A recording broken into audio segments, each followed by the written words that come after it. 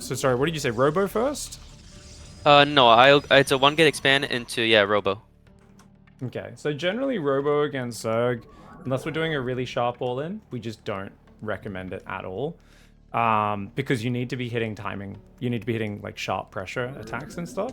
So we're probably going to kind of veto this build order being used again. But let's Okay. take a look really quickly and just kind of... Okay, first of all, let's check basics, right? Let's check your very basics at the very start, okay?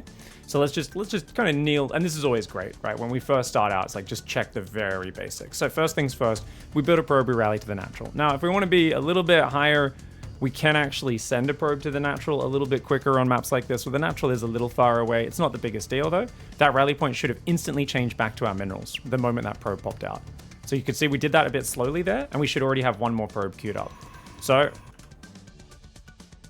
cool. I think the probe queued up timings were perfect. Just here, just try to, you should already be waiting for that probe to pop and already change the rally point. Maybe you were setting up camera locations though, so fair enough. You did get it in time, it's fine. Pylon goes down at a pretty good time. We're chilling there, we're building more probes. We should queue up one more probe right now, because remember we want to go for a 16 gate, right? There we go, Yep. good, you queued it up, perfect timing. 16 gate goes down, and chrono boost should go down immediately. Pros will usually chrono boost first, then build the gateway, but we like to do it this way because it's just a bit more reliable and easier, and I still do this a fair amount of the time in my own play as well. I tried doing earlier, but then I sometimes just do it too early and it just it doesn't really go through. Yeah, you go into I'm the supply supply capture block, and then your gateway might be a few seconds late. Like this is the more reliable way to do it for sure. So I kind of learned how to chrono on my own because you don't really go over it in B2GM. So I was like, okay, well, no need for me. I chrono my first stalker, but then I also chrono like a bunch of probes. You'll see. yeah, definitely chronoing units is going to keep you safer. Chronoing probes is going to make you more economic, but it also makes it like kind of hard to spend your to not get supply blocked and stuff when you're chronoing probes. Either way, it doesn't really matter. I think it's nice to kind of use that as your own just idea of, hey, because that's like your natural flexibility of Protoss is like you can so naturally shift that from one thing to another without massively changing a build order. Like it will adjust it, but it's just like, oh, I'm more worried about all-ins because of this. Okay, I'm going to be chronoing units the whole early game. Oh no, this guy's got a really fast third hatchery. I'm just going to be chronoing probes the whole time. Just like a different approach there slightly. Okay. Now, I think we've seen a very standard opening. Nexus was well timed. Cybercore's perfectly timed. I mean, this is great. This is really looking good. I'm impressed. No offense to my recent students, but the last many times I've coached someone, usually by 2 minutes there's a lot more mistakes. You're doing really good, man. Dude, it's because when I started playing this game like 2 weeks ago, 3 weeks ago, and I just sat in the practice against AI and I just grinded for like hours the build order at the beginning. So basically, I don't even look at my supply anymore. It's just like a feeling at this point. Here, I go back in because I've been dying a lot to regular Zerg builds, and then they just come with like 50 Zerglings and completely wreck me. So I was checking for eggs here. Okay, cool. Yeah, try to maybe just do like a patrol path near the hatchery or shift click around it so that you can see. The main one is if you can see, because you come in a little bit too late, right? Because ideally you want to see, is that lava being saved when the spawning pool finishes? Like in this case, that could be 4 Zerglings about to turn up, right? Because the spawning pool just finished, and then another lava will pop out in that main. So I would, if I saw this, I would imagine that could be 6 Zerglings. I honestly wouldn't bother scouting for that most of the time with the level you're at, because it's okay to check for these sort of things, but I think it's probably not that important. Now, the other more important thing is we want to always go adept first versus Zerg. Okay, that's going to be huge. So we're always going to go. And did you want to stick to that charge build, or did we want to open Oracle? Up to you. I'm down to open Oracle, especially with the new energy thing. It seems pretty cool. I've been watching a lot of replays now, and I think I might actually just start doing it. Okay. Because at the beginning, I was very hey, I want to focus on my macro and my basics before I even consider microing stuff. But now that I made it like kind of like a habit to scout, and I've been microing my observers, it's not really that overwhelming if you just keep it at the back of your mind, like, hey, I gotta go back to my base. It's the best get out of jail free card against all-ins as well, unless they bring anti-air, which most players won't do. If there's random link bane bust or anything, having 150 energy on an Oracle will save your bacon in a lot of situations. So I think that's cool. Yeah, we can focus on that in future, but the main one here is going to be for now. New build is going to be that, but first of all, adept first always. And because just sending that first adept across the map anytime it's a hatchery first is going to give you great information. The problem you run into is if you do face pool first, right? So normally what we do, right, is we go adept first. I'm writing this all in the notes as well. So if you've got a second monitor, have that up over there. Yeah, I'll have that up right. Send straight across map. And that's usually going to be able to shade in and check workers. And you can usually see, hey, there's no workers on the natural, or there's lings popping out. What's popping out of eggs as well? Out of eggs. And that's a good general rule. Now, what about verse core first? Sending first adept out can get you in trouble, right? So usually what you do is I would say verse core first. What I'd like to do is leave adept at home, but leave probe hidden on the map. What do you mean by versus core first? Oh, sorry, not core first. I'm getting my words confused. Pool first. That's fine. Don't worry. I was thinking about, because the pro gamer response is normally to go cybercore before Nexus, but it really changes the build. Even though it seems subtle, most players fuck up really bad when they do this core first response to this. So I'm giving you the easier response that I prefer to do, because when I try to do the core first response, I usually fuck it up as well. So this is not me saying you're a dumbass and you're bad. Nah, you're good. We're all dumbasses and we're all bad, and this is usually a bit more reliable in my experience. Core first is probably like, if you do it perfectly, a 98%. This is a 95%. You know, it's like technically the core first is better, but do you want to lose 30 games learning the thing that's 3% better? Probably not. So about 3:30, send that probe back in to see, you know, is there a third base? Plus, are they rallying any army out? You know, so you can either dive in natural to count workers, or just sit out front to check rally. And obviously, the reason is, off a pool first, because there's the threat of if your first adept shades across the map straight away, 6 lings could run straight in, cause massive ruckus, which means you can't micro your adept forward, so it could just die to other zerglings or whatever, and you're also taking damage at home, and bam, there could be Ravager Ling or Bane Bust or something coming behind it. And that's the fear is, you know, everything can fall apart, yeah. So that way, you're kind of saying, hey, against pool first, we just leave the adept at home and we'll use the probe as the scout. And that's usually going to confirm what's going on. Of course, what's the weakness of this? If your opponent's really good, they can kill that probe. They can find that probe. They've got great overlord vision. They see it coming in from an edge. They run over and kill it with their zerglings. All you get to see is, oh, there's a third base on the way, but you don't realize he's not really droning for it, and there is a big all-in coming. I don't think this is a big deal because you're playing Stargate anyway, so I think you'll be safe against most of those all-ins. That's just a few nice little things here with this early stage. That's why we always start with the Adept, because it's just a really lovely unit for scouting in this matchup. A lot of the time against Terran, the Adept is also really nice for scouting, even though the Stalker's a better straight-up fighting unit. Also, against Zerg, Stalker's just not that useful versus Zerglings because of their, you know, being light units that don't take bonus damage and being just in such large numbers, right? Whereas Stalkers can outrange Marines. They're the best early game unit in PvP and PvT, but in PvZ, the Adept is actually a little bit better at the very start, assuming we micro it. Okay, cool. So let's just take a look at the macro. It looks like you're chronoing probes. You're building your probes pretty well. I like that we've got a couple probes queued up at all times. You know, we're not trying to do that try-hard thing where we like just only tap one probe at a time. We're going to go really early 4 gas. So are you doing the double robo like BDGM style? Yeah, BTGM style, yeah. Okay. But then I do the part where you take the third behind the Colossus, before the Colossus. Okay, cool. Second robo bay. Cool. Little note, your robo bay positioning. I don't like this. I don't mind the 2 robos. I just like us to leave paths between our bases. So if you put that robo bay to the left a little and left an opening, or it's okay where it is, but like don't build anything to the left of it, basically. Okay. Just be really wary. A lot of players, especially Protoss players, get in these habits of just building these like giant walls around their bases, and dealing with Nidus worms or drops or whatever later on is just a big pain in the butt. Yeah, I've lost to that. I'm not gonna lie to you. I played 2 days ago against a Nidus Zerg, and my base was all like clumped up, and I couldn't, because I did defend the main, but then he went to my natural, and my units took like a year to walk around. Yeah, it's a real bummer. It's also, you can be more efficient with your pylon placement. These pylons are so close together. Remember, pylon, you can build like 12 gateways per pylon. So one of these pylons on the right is fine. The other pylon should be like way out, you know, in the middle of the left side of your base or something like that, where you can build like a billion things on it. Just gives you more vision, more space, makes it easier. I do like that you're clumping your buildings relatively close to the pylon. Your robo is a space away from the pylon, which is bad because remember, whenever you build a gateway or a robo, any of these 3x3 structures, a Stargate, you have to build it plumb next to the, right next to the pylon, because then you can build another one on the other side of it. Whereas if you build it where you did, there isn't quite enough power field to build another unit on that side, right? Another building.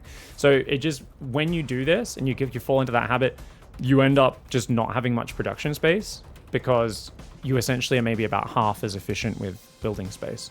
So like I said, if you build like 4 gateways on one side, 4 gateways on the other side of a pylon, like bam, you've still got giant spaces around it. It's just kind of beautiful. So small things, but they do add up. Probe count is not quite saturated yet, so we just need like 2 or 3 more probes at most, and then we should be done on that. We didn't build... Oh, we did build an observer. That's good. Gonna go scout with it. And we're gonna see that it's just double Evo Mass Roach. Don't really need to react to anything in this game anyway. Forge and Twilight are on the way. So we're gonna build a Colossus. Second Colossus, but we are supply blocked. Gonna build 1 more pylon. So we're building 2 more. Oh, you're building the 3rd over there. That's not the normal 3rd location on this map. See how it's really far to get around there? So we should have just taken this 3rd. Much easier to defend. Because if you look at the other 3rd, you can imagine your army could sit halfway between your natural and your 3rd.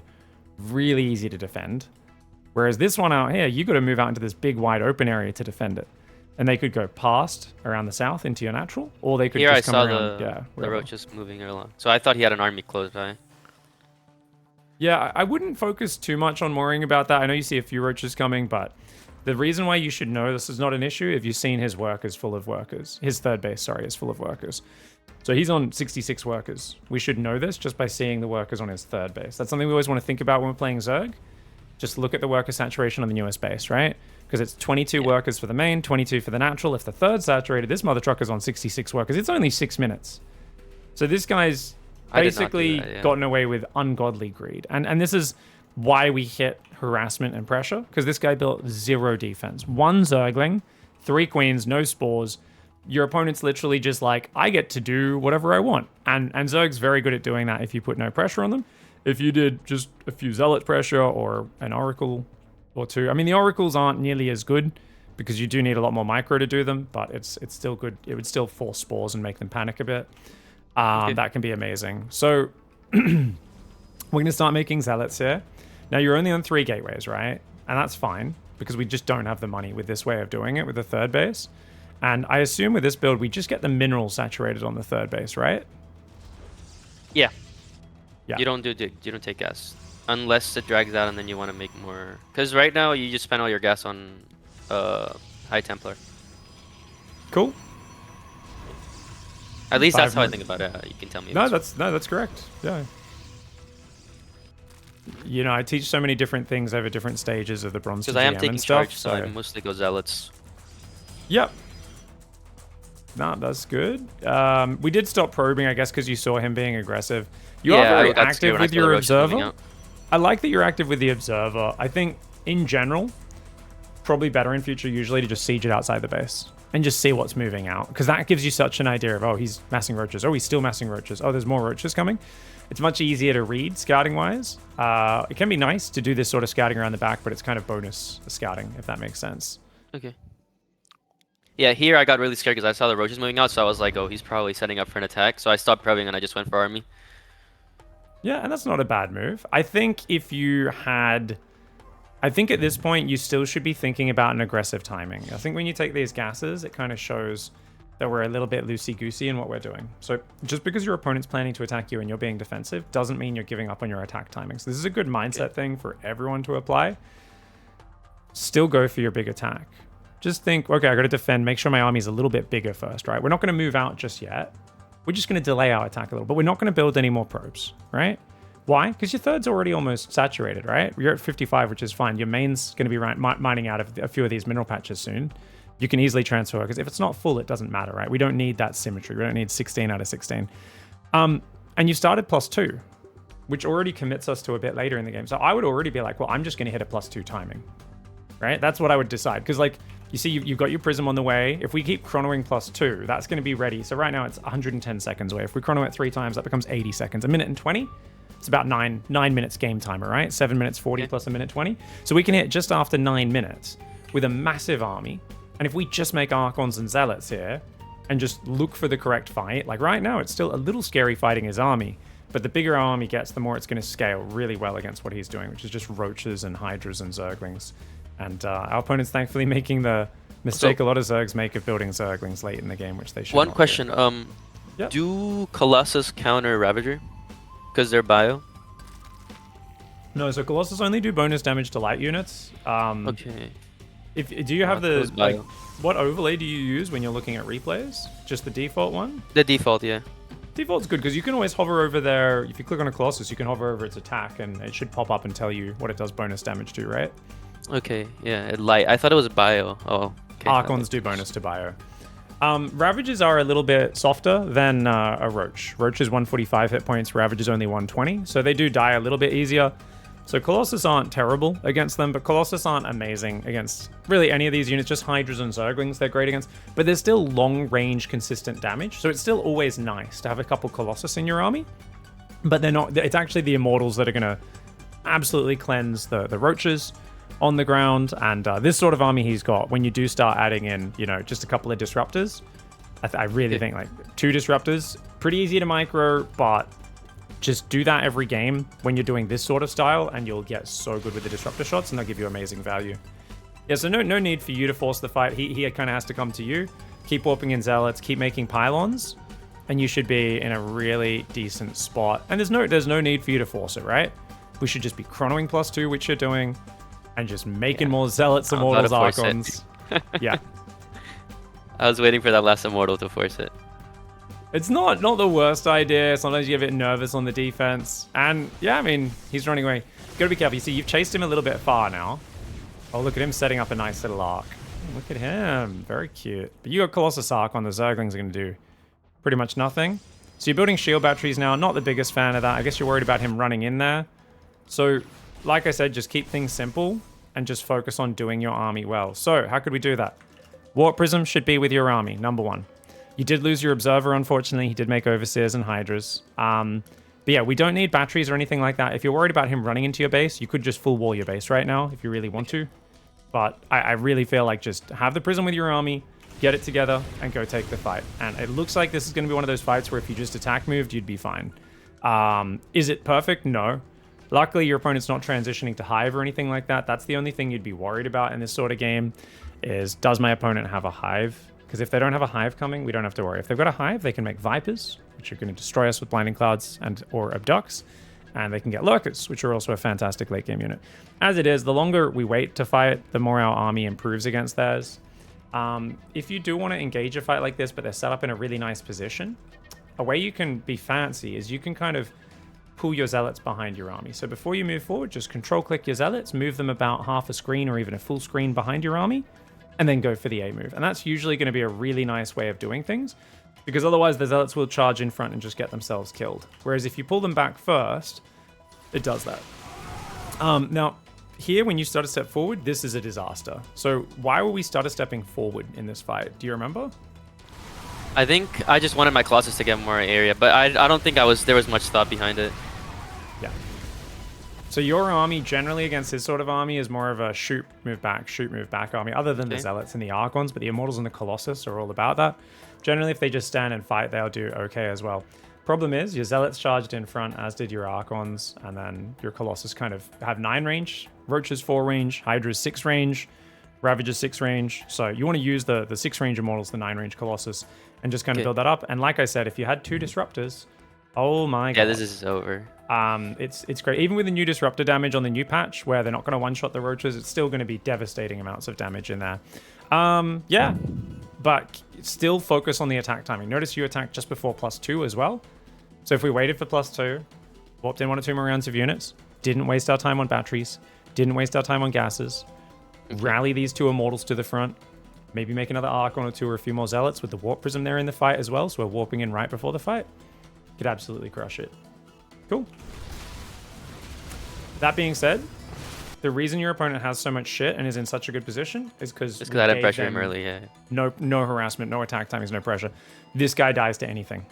And I'm impressed with your opponent's macro. Like, I'm once again just staggering the amount of macro people get away with in 2024.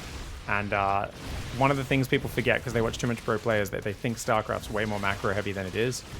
But you got to realize pro gamers earn their way to those games through, tens of thousands of reps of stopping every single cheese and aggro play and all that sort of stuff. So, awesome. All right. Build order looked pretty good in this regard. We're going to do a different build order. Okay. But overall, I like that you're very active with your scouts. We can probably simplify and dumb down our scouting a little bit more. Just we don't need to make it so complicated. But I love the activity level. Like I love it shows a really good inclination that you're like moving your observer around. You're looking at this, you're looking at that. Your build was still pretty decent. You had minimal supply blocks despite it. That being said, it's a very easy build order, which is like that bronze to GM is the easiest way to play Protoss, right? We make double robo, we make this big ball of insanely powerful ground units, and as long as our opponent doesn't like air switch or anything, it's really comfortable. But yeah, I think that should be pretty good. So when dealing with a big attack, still aim for your attack timing, just delay it, right? I think that's the big lesson from that game. Okay. In this replay, +2 attack and more units would be great. Remember to add 2 to 3 disruptors to your big army. And the whole joy of just having 2 or 3 disruptors with a really big meaty army is you don't need to like obsess over each shot landing perfectly. And you might be wondering, well, why is that? Basically, your army is still like a big Colossus Immortal Ball, right? It's still like this is a solid bunch of dudes that are going to just fuck shit up, right? Yeah, I can tell that army's really like I've won most of my games from when I climbed to platinum by literally just A moving and not looking at it. I look at it more now because I have like that voice behind in my head reminding me to look at my base again.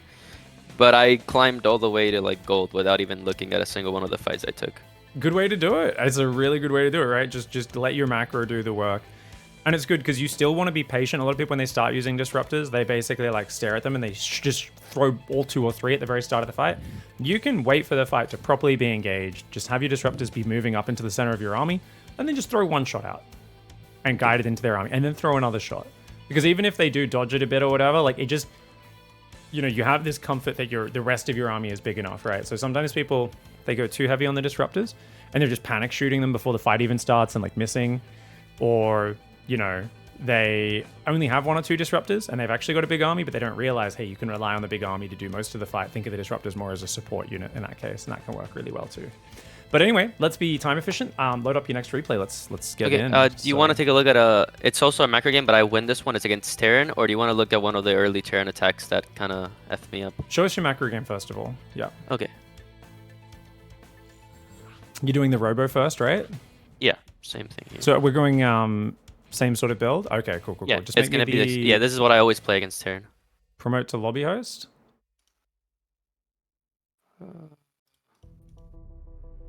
Because I don't think I have given you any real feedback on PVT yet, right? So no, PVZ, no. we're going to change. I think we keep PVT simple like this then, yeah, probably. In NA, like 60% of the games I play, maybe even 70 are PVT. Okay, cool. Yeah. Yeah, you'll run into different league distributions at different ranks and times and stuff, but yeah. It's random, but I tell it's Terran pretty early. And against random, I always go the default build order. Someone says, I've got a 3-level master rank. Hardly played this game. Is that good? I don't know what 3-level... Oh, I think they mean master 3. So yeah, master 3 is good. You're probably not actually master 3, Mr. Intero. You might have a placement bug. Just a heads up for the guys in the chat. You didn't get that at all, right, Warren? Since you started playing the last 2 weeks? I did. So I was looking at the StarCraft 2 MMR ranges website, and it tells you like what your MMR corresponds to the rank, Good. I'm glad you found that out. Yeah, I asked in the Discord, and they were like, "Oh yeah, just look at this website because you're probably bugged." I was like, "Yeah, yeah." So you want to look at that MMR, guys. So sometimes it'll say you're in bronze when you're not actually in bronze, or it'll say you're in masters when you're not actually in masters. Usually you're somewhere in the middle. Just click that link in the chat, and it'll give you that info. All right, so we're walling off on the natural. Against Terran, we don't have to wall off on the natural. If you want, you can start walling in the main against Terran, either on the ledge or it just, was random, so I just went for the default. This was actually a random play. Okay, I thought you meant the distribution was random. Cool. Good. No worries. And there's nothing wrong with it. Like, there are some Protoss players used to complain so much, being like, man, if you build the wall, you can't defend a tank push and stuff like this. That's stupid. That being said, once you find out they're Terran, don't wall off like this. Leave a much bigger opening. Okay. So what you want to do is just put your cyber core where your gateway is, and your second gate, if you want to build a second gate, you can build behind the pylon somewhere, just not in the wall, because you want to have much more space to move in and out of your wall. Now that you've created a really narrow choke point, it becomes a little bit harder if we do, you know, have to move in and out of our base in this matchup. We only want the full wall against Zerg, maybe against Protoss, depending on how the game's being played. Now, why did we build the second gateway? I'm curious. Is that just because you saw a fast factory, or? Actually, I don't know. I don't think to do that. I don't think we normally do that, right? No, we don't. Not at all. Okay. So that was something where a mistake, yeah. Playing a random player and then getting, you know. Oh, yeah, I played it because I knew it was random, and I was like, oh, random players tend to be aggressive, so I'm just gonna wall off early, and then. Cool. I think that was the idea, but then I still didn't take a battery or anything, so I think it was just autopilot. I think this will actually, and this will actually make you weaker to most attacks. Funnily enough, as you know, it seems counterintuitive, but because this is going to slow your robo down, slows your second gas down, slows your robo down, slows down your scouting. So whilst this would make you safer if it was like double proxy racks marauder or something, you've probe scouted, so we do not need anything like this. And this is a very natural thing. Like I can tell you're thinking, you're being intuitive, you're making adjustments on the fly. These are all really good signs of you actually being switched on in your gameplay, right? There's a lot of players I've coached over the years who just don't do anything like this. And for them, when I'm coaching them, I'm like, wake up. Let's think about what we're seeing. Let's focus. Let's think about things. Let's try and adapt. Let's try and play the game. For you, I'm actually going to have the opposite because StarCraft's always about balance, right? So for you, I'm going to be a bit more like, hey, just follow the build. Your probe saw his buildings are in his base. Nothing to worry about, right? You saw single gas plus building in his base, which means he's just going to be expanding. Technically, because you didn't see the command center, maybe you could have been like, oh, maybe he's going to go build a proxy, but you saw the factory start at home as well. So there's nothing crazy that can come out of this. Could have been super chill. Just follow your build and you'll be totally fine. You see your robos finishing at 340. That could have been done about 30 seconds earlier, sometimes even longer, which speeds up the observer, speeds up us finding out what's happening in the game, just makes our whole early game much easier. Now, thankfully for you, your opponent has what we call random player macro, which is basically like a demented toddler. This guy just didn't build SCVs for the last 2 minutes, which he's screwed. If he doesn't do damage to you soon, look at your work account, look at his, you're doing fundamentals. He's not. We should win this game off basics alone, off the fact that you actually have built probes and chronoed them and not been supply blocked in this early game. Let's see if we can do it. Now, observer's finally getting out. I would feel very blind if I was you, only getting scouting at about 5 minutes with an observer of their base. That's that delay on that robo. That's why, you know, earlier you get the robo. I'll often delay warp gate to just make the robo chrono out the observer. I wouldn't suggest you do that. He has no workers, so I'm like, he's coming. Yep. So we should be building 2 shield batteries and getting our army together at the front of our base. And a single Viking distracting a lot of our army. That's rough. And that wall off actually is going to help you here because he's trying to force his way through. Good probe pull into running away. And Immortals do kind of Shrek everything he's doing. So you are completely fine. You should move out and just fight him here. It's a little dangerous, so I understand that you didn't do it. But definitely something we could have potentially done here. And we should just be like making units the whole time. Like, it's great that you're making 5 gateways, but that's what I would call a little bit of a panic response. Why? Because you're at the point where what should we actually be doing with our build? Colossus, Twilight, Forge, right? This sort of stuff. Yeah.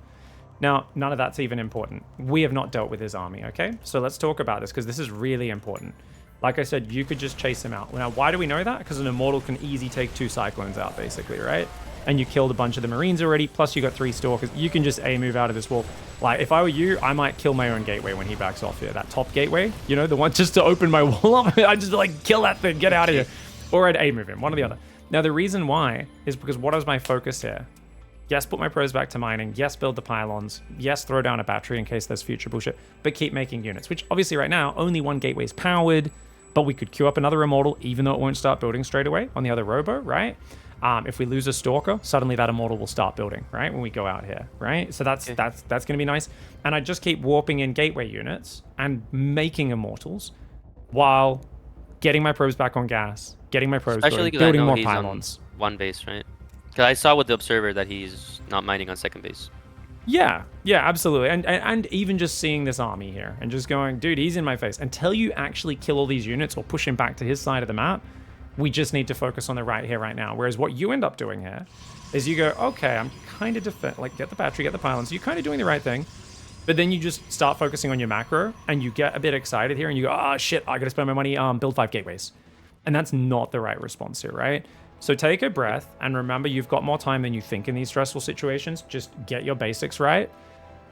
Make units with the 3 gateways you've got, make units with the 2 robos you've got, make your probes, and all of that tech and production always gets delayed when you're dealing with aggression. And it's okay to be a minute late on the Twilight and the Forge and that sort of stuff. Totally fine. So that's actually awesome.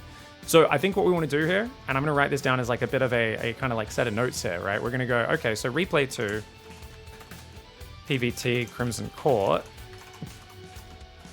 When getting hard pushed, in this case, what did we scout? Scout, no workers on natural, lots of Cyclone Marine. Viking pressure. Shut it down completely and reassert control over your side of the map before going to the next step, okay? So, non-stop produce off 2 robo plus 3 gates. Once you get vision and control over your side again, then resume the build. And this is the really important thing that most people shit the bed on. Resume the build, because we go, oh, I gotta do the next thing. And your blood's pumping, and you go, ah! And in this case, you went, I gotta build gateways, but we didn't have the Colossus building, we didn't have the Twilight or the Forge building yet, right? So we kind of just get 2 steps of the build in the heat of the moment. Whereas, like I said, at that moment, we should have just kept building basic units. We didn't even need to build any buildings. Because if you build, you might think, oh, I've got a lot of money. You build 2 Immortals, that's like 550 minerals, right? That's all your minerals would be gone just building 2 Immortals. Or 2 Colossus, 600 minerals, right? So if you just keep building units here, you're actually, totally fine. Now, you're doing a decent job of handling all this. He's being a bit of a dickhead, distracting you. Lib comes in on the left, on the top side and stuff. But as I said, if we just kept building units, this would have been much, much easier to defend. First things first, whenever you do see a lib, which I know you noticed, pull the probes away. No matter what else is going on, always just grab the probes, click them away. If we did that, we would have taken so much less damage here. Now, obviously, we messed up, things got hard, but let's look at your response. First thing you should do when you clean that up is go, okay, chrono probes. Full macro cycle, right? Probes. We got plenty of supply free, so we probably don't need pylons. As long as we should queue up like 3 probes per nexus at least right now. Rally to the natural, which you've done. Notice you didn't queue up enough probes though. Like I said, because we need to focus hard on our economy. And your natural's not producing this whole time while chronoed here. I only built like 1 or 2 probes. And that's why you need to, yeah. And you see you go in Forge and Twilight, we still haven't started Colossus production. Remember, when you deal with aggression, you need more time on your basics, right? So more time building basic units, more time building pylons, more time building workers. And what you actually want to build as a good habit when you're dealing with aggression or you're responding after a bunch of damage happens is a good sign that you've focused on things correctly while you're still improving is you might finish defending a chaotic moment where a lib comes in, a Viking comes in, there's a pressure on the front, and you'll realize you're on 55 workers on 2 base, which is 10 more workers than we need. But that's actually a good sign, right? And your techs are late, a full minute, you haven't even started. That's actually good. That's actually really good for you. Now here we start building cannons in our main. I don't mind a single cannon in the middle of each mineral line. I really don't like the double cannon. I feel like this just is completely unnecessary. You shut down his pressure completely. You're in such a good position right now. We don't need this at all. If you built 1 cannon in each mineral line, I'm okay with it. 2 though, we don't like that at all. Because all you need to do is just get back on your basics. What do I mean by that? Saturate your minerals on your natural. You don't need the gas here, by the way, because of what's happened in this game. We could have just pulled off gas, and we could actually stop probing right now. We could just pull the guys off gas on the natural, put them on the minerals. You don't have those cannons. Guess what? That's 600 minerals. That's 2 Colossus. Chrono the 2 Colossus, make extended thermal range, make +1 attack. Oh, we don't have our Twilight Council yet. Okay. Twilight Council should have gone down at the same time as the Forge. We're kind of panicking here a little bit, right? Yeah, I think I did the Forge just because of the cannons, because my reaction here was he's trying to harass me, and he's probably going to go into economy now, so I want to keep my economy and counterattack right now so I can get like that lead even further. But I don't want to have to like go back to my main and defend my natural, so I just put cannons there in case he threw something at me. You're using an army control group, right? Yeah. So do you have a drop defense group you normally use? Like if you it's 1 usually. 1? Okay. And I would just, if I was worried about that, I would just grab the 4 stalkers and say, you guys are my defense crew. You're not the best units at attacking anyway. You're just going to chill in my main base. Or I'm going to put 2 in my main, 2 in my natural, and do that. And the thing is, you're putting the cart before the horse, because you're like, cool, if I have these cannons, then I can move out and get him straight away. What are we going to get him with? You don't have any units yet, right? We've still just got 3 Immortals and stuff. So get back on top of the build. And then if you said, you know what? Now, okay, I've got +1 in charge coming. I've got the 2 Colossus out. I'm building some more Immortals and Disruptors. Now I'm going to throw a cannon down in each mineral line a minute from now, a minute and a half from now. It's great. So what's happening? A lot of half-baked responses. You've got good ideas popping into your heads, but into your head, into your head. But we just need to like refine these for next time. So these are really important, useful replays. Like you're in an important, stressful moment. Hang on to that idea. Just get back on track with the build is the most important thing. And the quicker and more automated you get at getting back on track with the build, then you can make a little adjustment. Like, you know what? I don't need the 3rd base. I was planning to do that, but you know what? This guy just threw the kitchen sink at me. I reckon the quicker I get over there, I can kill him. We're just going to go 2 base, hit hard. If we go super high level and we pull off gas, because we realize we've got enough gas to make like friggin' 6 Archons already, right? Like you can start making these little adjustments and be really smooth, but you got to do the basics of your build first. Then like just deprioritize that high level decision making just a little bit. Push it down the shopping list. Like if you think like, all right, Twilight Forge, get the 5 gates, get the 2, you know, go through that list first and then do this high level decision making. Yeah. Because I think there's a lot of promise. Yeah. Very important in StarCraft to just stay calm. I feel like the moment your bub starts rushing, you just think tunnel vision on stuff. 100%. Exactly. Yeah. No, every new RTS I play, got to constantly remind myself of that where I'm like, because when you don't know what to do in a situation, you don't have muscle memory, you're like, oh, and you start just doing random shit. Like here, we're building batteries and cannons. And what could we have done? Well, if we're playing the long game, we could have built a 3rd Nexus and probed really hard and gone double forge and double upgrades and said, you know what, I took damage, but I'm going to bounce back and dominate him with like 3-4 base mass upgrades and greed. But instead, we're thinking about counterattacking, but we're also massing static defense, right? So we're kind of doing 2 things in opposite directions. And that's always the worst thing in StarCraft. If you're kind of committing in that direction and kind of committing in that direction, opposite ends of the spectrum. And that's where you end up with like a strategy that's just fundamentally weak because you're not forget that you have limited amount of minerals. Yeah. Yeah. Put all your eggs in one basket. And this is why sometimes players who are very like cheesy and gambly are very good at making comebacks because they're so naturally used to just taking big gambles and not pulling these probes away, disastrous. So this is really big. Zerg players know this very well because they get libbed very often. Protoss players usually do as well. Depends on the player. But lib harass. And this is a really good idea. You always want to come with these little reaction lists. We want this to be automatic, okay? So what are we going to do next time we see a lib come in? Always follow. I'm going to make this a numbered list in your notes because I really think this is so vital. And sometimes I need to remind myself of this because I stop doing it and I take way too much damage. Yeah. Run the probes away plus control group. Now, I like to control group the probes so they're easy to put back on the worker line. Like, that's personally. Yeah, I put them on 0. I've seen you do it on the BGM. Oh. Awesome. Fantastic. That's awesome, dude. If you don't control group, that's fine, but just run them away. Don't click them to the other side of the mineral line. Don't do that pro gamer thing where then they run straight back in and start dying 2 seconds later. So run the probes away, and then we want to move units to respond, right? We're not Zerg, so I'd say it's a little easier, assuming we have a warp in available, usually. With Zerg, there's like, you got to shift click the queen around and try to throw a spore down. We don't really need to build a cannon for a liberator ever, right? We don't need to do anything other than just try to shift click around. But as long as you always do the probes first, you're going to really minimize the damage there. So we're still warping in Stalkers as well because he keeps making libs. And now we've got an army that's kind of garbage, right? Marauders, Immortal Stalker, not great. We've got 2,000 gas in the bank. We're just starting charge. And this counterattack, this immediate counterattack, if you were going to do this, let's just benchmark. You have 7 Immortals and like 7 Stalkers at 10 minutes almost. If we'd actually moved out right after that pressure, that was back here. Right? I think this is the moment. Yeah, if you just counterattack a moved right now with 3 Immortals and 2 Stalkers, it would have won the game. Probably. Or at least done massive damage. And you could have macroed crazy hard while doing it. So this actually would have been crazy. If you just A-move straight away, and that's something you can do, is you can actually make a decision where you go, you know what, I think you're going to be wide open. I'm going to throw my units at you while macroing really hard. And I'm going to gamble on this. That's fine.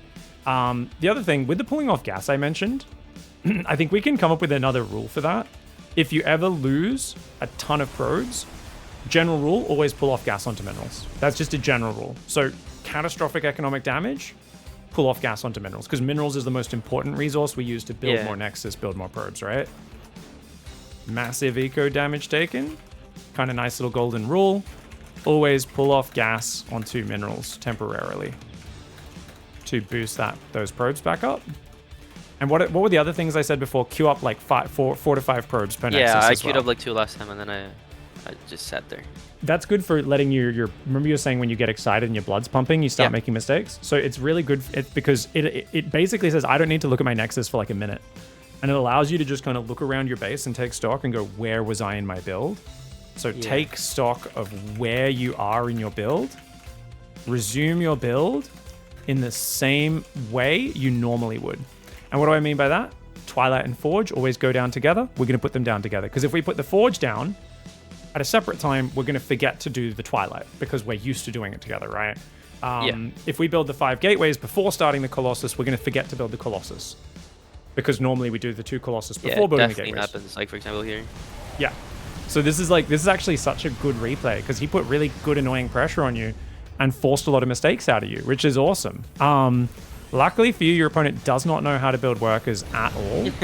Like, at all. So this is like your classic fun thing you encounter in RTS is like, you'll have a guy who just does crazy fun, good harassment, and you're like, damn, this guy's pretty damn good. And luckily it's like, hey, it's always a double-edged sword, right? People are good at one thing, bad at another thing. Everything balances out with skill level in StarCraft. But a lot of people would play against this guy, Vanquisher, and they probably get, oh, this guy's smurfing. This guy's way, way above my skill level. Like, what the fuck, dude? Like, look at all this constant harassment. Look at all this constant stuff. But like, dude, he's killed 27 workers. He's only up 4 workers. Like, don't get me wrong. Protoss is meant to be a little added workers, not this much. Yeah, that's cool. I think this is a really interesting game.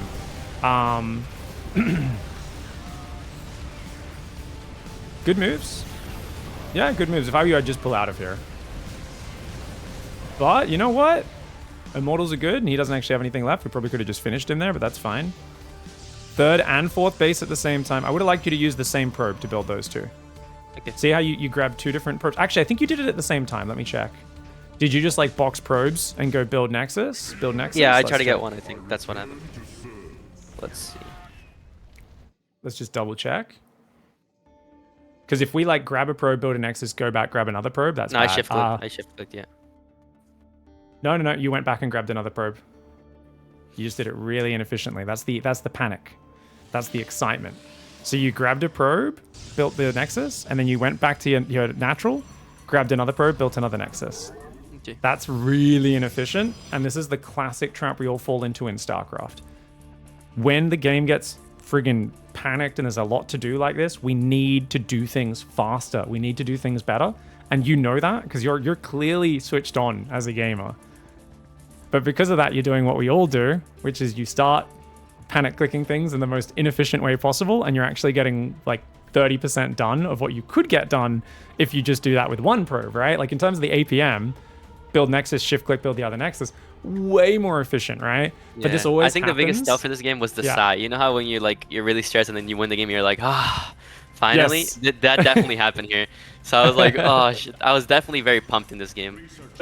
Yeah, and that's where like we gotta just remember the way to succeed in these stressful situations is take a deep breath and play slower.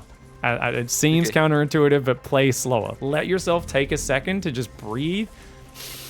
Take a big deep breath in, take a deep breath out. Even if you take your hands off the keyboard and mouse for a second, it actually will allow you to be so much more organized in the next 5, 10 seconds, 30 seconds of what you're doing, because you're just going to have more of a plan. And this is why we always say have a timing attack in mind as well. So even while you were defending, if you were still thinking of 2 Colossus, bunch of Immortals, make a Prism, make Zealot Archon, go kill him, even though it's a counterattack timing, I think you would have hit that same timing about 10 minutes when you counterattacked. You could have hit the same sort of timing, but you would have had, Zealots, Archons, Colossus, all sorts of different things in there, right? Rather than just a random pack of Immortals and Stalkers, which thankfully for you worked out. But imagine if the other guy had like a bunch of Stim Marines in there. If he had like 30 Stim Marines with a few Marauders and stuff, and like your Immortals are going to get hammered by that. Luckily, he was almost pure Marauder tank, and he didn't have that many units. But yeah, we can kind of see how this goes. Now, he's starting to do the libs. Now, the other thing with the cannons is if your opponent just keeps lib harassing, you should be building cannons to defend it. But where do we build a cannon to defend someone who's always harassing? It's on the edge, right? Can you see where I'm signaling on the minimap? No. Oh yeah, I can actually. Yeah. Yep. So I'd put one right on the edge of the top left of that natural, and I would have put one right down on the bottom right edge of the main base, right around where that lib sieged up, or down below the gas or something like that. Okay. Because this is kind of the edge angle. That's often where drops are going to come in from. It's where libs are going to come in from, and that's really nice to zone them out. Usually we just build a cannon in the middle of the mineral line. But in this specific scenario, right, if your opponent does something and they drop you once, we don't need to build or leave drop defense for that, right? But if they drop you again in the same spot, or they send you a liberator again, at that point, don't get surprised the third time. This has got to be like his, how many libs has he lost this game? 2? So this is liberator 3 and 4. So I think we should have been a bit more ready for these ones by just building a cannon on the edge, or at least after these 2 libs come in, build those cannons on the edge and we should be good. Likewise, do we pull probes? Please tell me we pull probes from this one. No, we still don't pull probes. So that's cool. That's just not muscle memory. It will be next time, and it's going to be a game changer for you. I think my plan here was just, I did so much damage with last attack that I'm just going to like get 4 bases, fully saturate them, and like just go attack after that. Cool. Notice your new Nexi, one of them isn't rallied. So you see one of them's rallied, one's not. One of them just got rallied then. So we just need to be, we should try to rally them all to the same base as well, if we can. Yeah. So notice how the way you've got your rally points set is kind of separate on your third base out here. It kind of shows we're being a bit too fancy. I would like all 4 of your Nexus, including the one at the front, to all be rallied to this third base. Not because it's efficient, but because it shows you're doing things in the simplest way possible, which is really useful in these scenarios. Because then you just get that base to 16, and you just change all the rally points to your 4th base, right? And that's just like a lovely way to like keep things simple. Especially the bigger the game gets, the less we want to try and like have rally points in different places and stuff. We want the macro to be as basic as possible in the late game. Yeah. And then I take a Stargate just in case. Not a bad move. Opening that up. I would say probably getting +2 attack, getting blink. These sort of things are probably a bit higher priority, but it's good. You know, you're thinking ahead. Cool. All right, we got ourselves a winnie win there, and there was so many lessons from that. That was awesome, man. That was great. So we don't have too much time left. Should we talk about? I think that build's fine for you for PvT. I think we came up with good lessons about what to do under pressure. Do we have any more questions for PvT quickly before we just move on quickly to a PvP build? PvT? No, I don't think so. It's just no, I think PvT is good. Yeah. It's definitely what I play the most though. In NA, it's like 60% PvT because I play at night usually in NA. And usually most of the Zerg players play like in this at this time, like from 10 a.m. to like 2 p.m. here. So I don't get a lot of. It's mostly PvP and PvT. Do you normally make more observers than that game, or would say just the single observer the only I one? Make a single observer unless in this game I didn't bother because I knew he was on 2 base and he probably couldn't do anything. But usually I do keep making observers. As soon as one dies, I make another one. Try to get 3 to 4 observers out as standard in PvT if people are dropping and harassing you a lot like this last game. Because if you just have one out to the side of your main, sieged up, one up to the above your natural, sieged up, you're just going to have so much more time to respond to those liberators. And people always say, like, how do you get used to watching your minimap, especially as a new player where you miss so much stuff?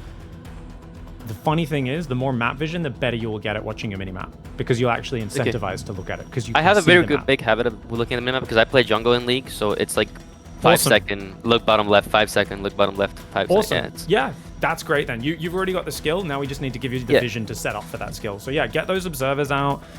If you're ever in a game where you're playing a different build where you don't have observers, you do build pylons often on the edges of the map. We couldn't do it in that last map because it's Crimson Court and it's all kind of walled off with minerals. But usually you build like little pylon spotters around the edge. If you watch pro play, you'll see them just put spotters everywhere. For us though, like the more observers, the better. PvT, especially when you're building a very slow, immobile double robocomp, your army's almost always going to beat his front on. But it's if you... I think I've never lost a late game on PvT. I usually die to cheeses early. Yeah, and it's always like a drop in your main, you move, there's a lib in your natural, there's an army just kills your third before you even realize it's there, right?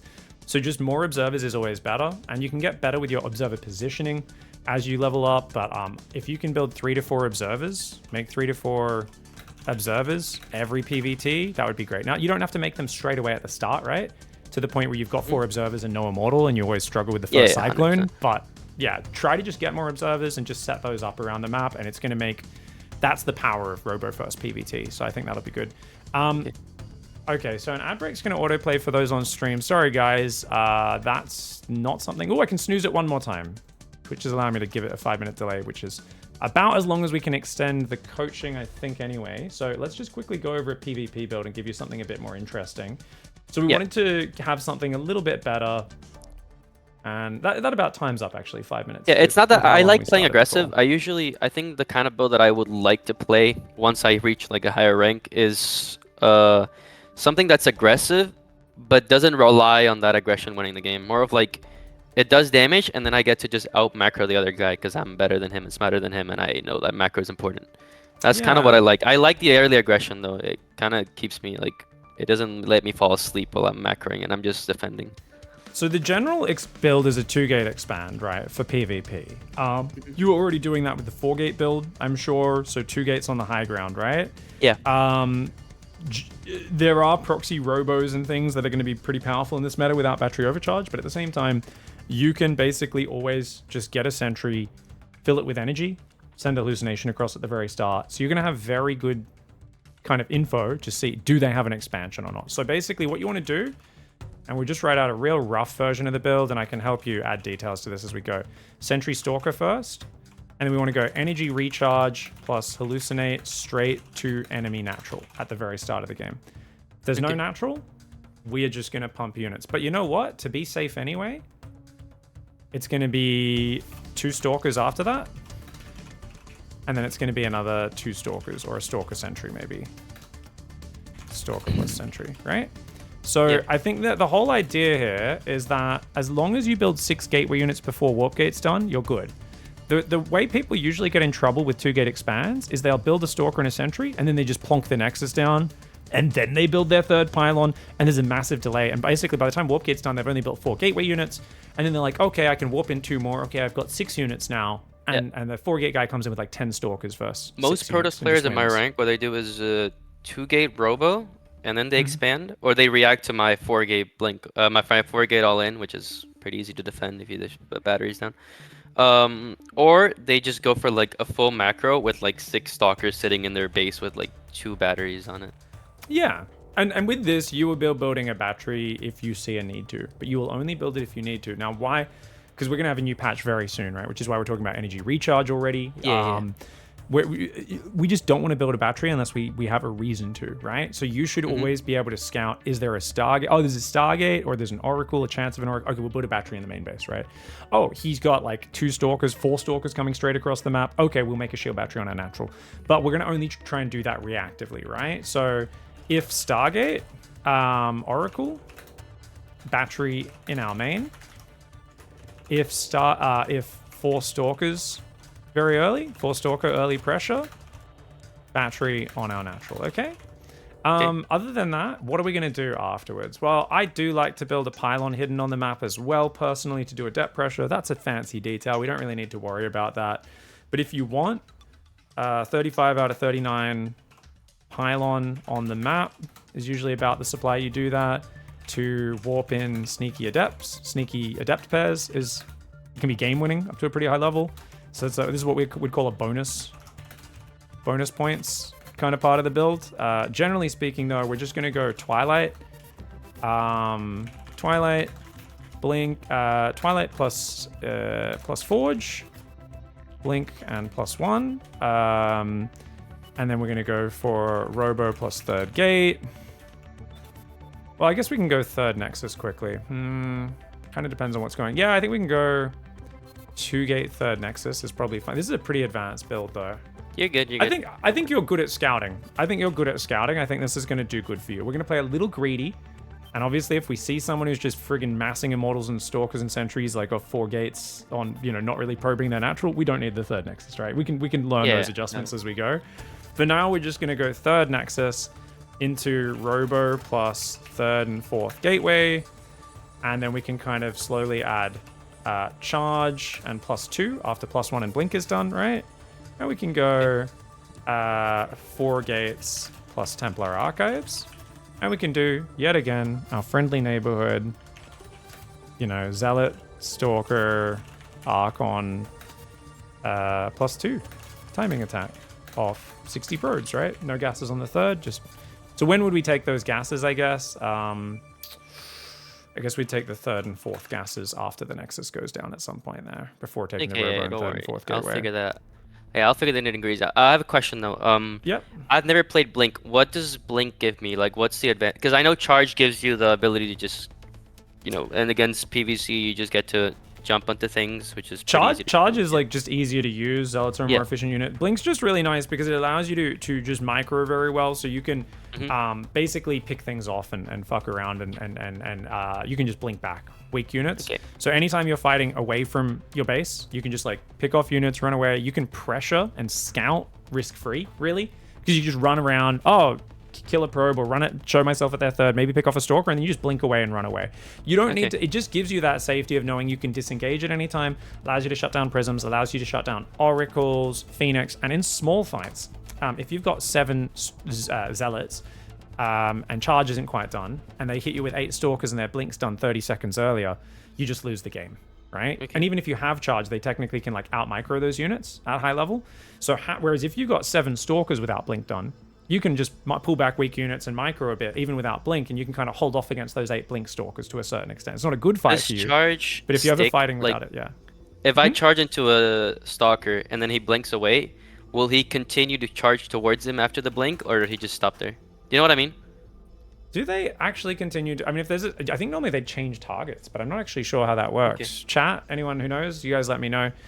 Generally speaking, I don't think there's much utility to like dodging a charge with blink or anything like that. I don't know if they follow the same guy or they just change to whatever else is in front of them. Probe says they'll still charge. It definitely doesn't break the charge. Yeah, I'm just wondering. Okay. Yeah, Probe's a very high level Protoss player who's now retired. He says they charge, but it's irrelevant. So I don't think he knows either. I don't think we know who the Zealot charges to. I think he'll just charge whoever's in front, but the point is like not really a fancy micro thing you do. Yeah. This is a really well-rounded PvP build. I'm going to fucking review this right now and say, you know what's actually way better? We might want to go Oracle, man. We're going to take this Oracle version. I think Oracle's just the best way to open, actually, off the new patch. Now, we can do the same expand and then still make an Oracle, and it's going to be... This is like a super nice way to do things. So check this out, right? We actually want to go Stargate rather than Twilight. Okay? And the reason, and even though it's a little late, the reason is energy recharge plus stasis trap spam is so fucking good, and it's quite fun as well, and it's very good in this matchup. So I think that's an option, is if instead of Twilight and Forge, we're going to go Stargate. And we're going to do that Stargate probably after the first Stalker and Sentry. Okay? So what we're going to do... Stargate after first Sentry plus Stalker. Or... No, this is we just do it a different way. What you do is you do 2 Adepts. And then 4 Stalkers out of the gateways. Okay? Okay. Because the Adepts can still get very early scouting of if they're all-inning you or not. And then we would go just 1 to 2 Oracles. I think 1 Oracle's really nice. It's up to you. 2 Oracles can burst through a battery. So if your opponent doesn't defend, you can get crazy damage. But 1 Oracle's enough to just basically use the energy overcharge on it and just keep spamming stasis traps. And you can use those offensively as well. So the big way people play PvP right now at the high level is basically you'll go for a blink pressure after your Oracle opening on the enemy's third base, and you've already set up a bunch of stasis traps around the enemy third, like in front of it and stuff. So if the enemy tries to engage on you and they step forward just a little bit, there's like a minefield around their third base. So what we're going to see at high level is players trying to like make sure they're clearing stasis traps around each other's bases to be safe. It's a weird thing with the new energy ability. I've seen Estrella do it defensively in PvT, where he just plays like a bunch of stasis traps to keep himself safe. Yeah. And or around his base. If you see any of his series versus Max packs, you'll see them both using it a lot. Geralt got me the other day, really, with a massive stasis at my third. I blinked 8 Stalkers into it like a dum-dum, even though I knew... I should have known. Yeah, so I don't know, man. I think that's an option. I think Oracle's even fancier. The first build's already quite fancy. These are options. These are both pretty pro builds. I'm trying to think of how we could simplify things a little bit more. There's a lot of ways we could simplify things. I think... So one way we could simplify this build, PvP, new build, into simple 4-gate blink timing. This is actually going to be... So these are all copy-paste of the same build, but we're changing it a little bit. So... You're good. I mean, I'm probably going to sit here with those builds and like practice for like 4 hours against AI, so don't worry too much about. Yeah, it's more important for you to just pick the one you like and really knuckle down, because you're going to suck at all of these builds when you start, okay? Like, you're going to be really bad at them. And I'm overloading you with options right now, which some would say not a good coaching thing, but I really feel getting good at StarCraft is about making decisions and putting your blinders on and choosing what to focus on. So I'm helped a lot trusting was, you like, to be really mature on this, and you're gonna focus on one of these, the yeah, one yeah. you like, yeah. I rewatched like your BTGM, both of them, like 50 times, and I think that Oh, really helped a lot. Not because I was like trying to understand. I even jumped ahead to like Masters. It was just the mindset, like you talking through like everything that you were doing, kind of like engraves this like mindset of like what should a Protoss be thinking about, what should a Protoss be doing, what does a Protoss want of a game, what do I do when I'm behind, what do I do when I'm ahead, and it was so helpful. Like it's really helpful. that's awesome. I BTGM mean, you is definitely gold mine. don't seem like someone who's only been playing for a couple of weeks. So I'm very glad it's kind of giving you that supercharge, you know, into leveling up on the ladder. So I'm glad to hear it. Is bronze to GM still okay? Yeah, absolutely, guys in the chat. You guys can still use my first bronze to GM as well. It's completely solid as well. Nothing's changed enough to change the bronze to GMs that drastically, basically, for anyone who's asking, because people always ask that. It's all fundamental stuff. So even if like a unit gets a bit stronger or weaker, like all the same rules are still going to apply. They're just going to be a little bit weaker or stronger. So with this final one, which I think is probably the one I'm going to recommend you the most, the difference here is we're not getting a forge. We're just getting a third gate and proxying a fourth gate. And we're basically just going to Twilight plus third gate. And then we're going to get a fourth gate for fast warp-ins plus a third gas on our natural. So we're just going to stop probing at 39 probes, right? Or 41, I guess it would be, right? Yeah, 41. So 3 gases, 2 mineral lines. And then we're just like warping in stalkers. And we're trying to like kill their third / get a lot of damage done. Okay. And you can use a sentry for high ground, you know, sentry plus sentry hallucinate for high ground. If your opponent's really turtle up with like immortals on their natural, you can like blink in the main, kill a few buildings, blink out, that sort of thing. For high ground vision, if you want to get fancy, usually you should be able to kill their third with this. And because it's 4 gate, you're not all in. You can probe behind it, take a third base. You can probe behind it and transition steadily. It's just stalker warp-ins are the priority, right? Okay. So it's not like constant probe production or anything like that. It's just like make sure you're making the stalkers, the pylons, you're focusing on that, and then you might squeeze in some probes. And what would we add? Third nexus? This is sort of like what Forge. Max Packs plays against PvT, right? Yeah, it's kind of similar. It plays out a little bit differently, but yeah, in effect, yes. And you're using a forward gateway for the warp-ins because we don't have a robo at all, and that's going to really streamline the build. So third nexus, forge, 5 more gates. It's going to bring us, or 4 more gates. It's going to bring us up to 8 gates. And obviously like charge and +1, right, is going to come in. So then you can play like 8 gate charge. You can add some Archons potentially. Templar Archives plus potentially a 4th Nexus can be good, mostly to transfer workers to. But it just gives you this follow-up to it as well. And this is going to be, what's good about this build is this gets you to train with the Blink Stalkers and get comfortable with them. You haven't used them. You don't know what the fuck you're doing. If you want, you can simplify this build even more. Simplify this build even more, go 6 to 7 gates and just go all in, right? On the initial blink pressure, just so you've got like a really simple set of restrictions. Because remember, we give ourselves restrictions, that's where we really improve the most. You're like, Yeah. I'm either winning or losing off of my good early game build order and my blink micro and how I choose to engage. And that's going to get you to be really creative, get comfortable with the stalkers and that sort of stuff. So I would heavily recommend that build to get started, because it's a very similar solid opening you can apply to any sort of more macro focused follow-up, but I'm going to put it at the very top of your notes of the PvP notes here. But it has a sharper cutoff point, whereas it's too easy when you're learning a new difficult style like this for me to give you these other like broad ranging charge +2 faster third nexus while sentry scouting. With this one, we've still got a pretty complicated build order, but you've got a tighter set of restrictions so we can benchmark when it's working. Yeah. And then one final question before we end the session. In all matchups, if the game drags out, let's say 12, 13 minutes, what should I want to like change into? Right now, I've just been doing like take third, fourth, maybe fifth mass carriers, but is that the best call? You know, you can do that if you want. Personally, what I would do, I mean, it depends, because you've been playing a lot of the double robo stuff. Yes, it might be the good way to do because you're taking a long time.